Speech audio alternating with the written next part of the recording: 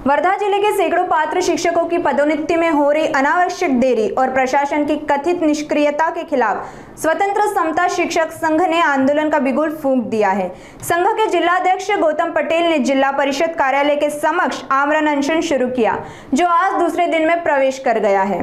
मार्च से लगातार प्रयासों के बावजूद शिक्षकों की पदोन्नति नहीं मिलने से नाराज स्वतंत्र समता शिक्षक संघ ने जिला परिषद कार्यालय के सामने आमरण अनशन शुरू किया।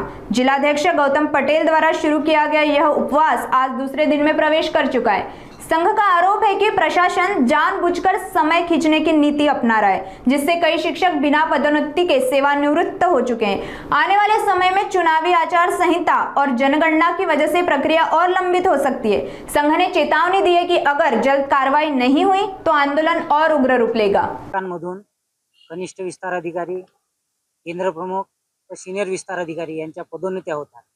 जिल्हा परिषद शिक्षकांना कोणत्याही अशा पदोन्नतीचा लाभ मिळत नाही, परंतु एक अधिकारी पदावर जर शिक्षक गेला तर त्याला फार मोठं समाधान वाटतं। याचंच एक पत्र शासनाने काढलं आणि 31 मे पूर्वी पदोन्नती व्हावी असे शासनाने ठरवले। तसे पत्र जिल्हा परिषदेला आले, परंतु या जिल्हा परिषदेच्या प्रशासनाने या आदेशाला केराची टोपली दाखवली आणि कोणतेही प्रमोशन केले नाही। या पदोन्नतीकरता जे काही कागदपत्र, गोपनीय अहवाल व स्थायी व मालमत्तेचं जे पत्र मागितलं होतं ते शिक्षकांनी भर उन्हात दिलं, परंतु त्याची कोणतीही पूर्तता न करता ते थंड बस्त्यात ठेवलं। यासाठी आम्ही माननीय सीओ साहेब, 2 सीओ साहेब बदलले, त्यांना व शिक्षणाधिकारी यांना निवेदन दिले, संघटनेने चर्चा केली, पण कोणत्याही पत्राची दखल न देता आता तात्काळ करतो अशी चालढकलपणा केली। शेवटी आम्ही त्यांना उपोषणाचं पत्र सुद्धा दिलं, परंतु लगेच करतो, अंतिम टप्प्यात आलं असं त्यांनी आम्हाला सुचवलं, परंतु त्यांनी गंभीरपणे अशी कोणतीही गोष्ट घेतली नाही।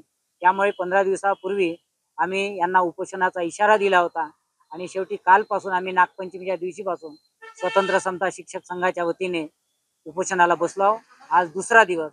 या संघटनेला प्राथमिक शिक्षक संघाचा, सेवानिवृत्त संघटनेचा, शिक्षण विस्तार अधिकारी संघटनेचा मोठ्या प्रमाणात पाठिंबा आहे। जर आज या विषयावर तोडगा निघाला नाही तर उद्या मात्र तीव्र स्वरूपात असं आंदोलन करण्यात येईल असं संघटनेने ठरवलेलं आहे। या पदोन्नतीमध्ये 6 शिक्षण विस्तार अधिकारी आहेत आणि 28 केंद्र प्रमुखांच्या पदोन्नती थांबलेल्या आहेत, जे की अजूनपर्यंत त्यांनी हात लावलेला नाही।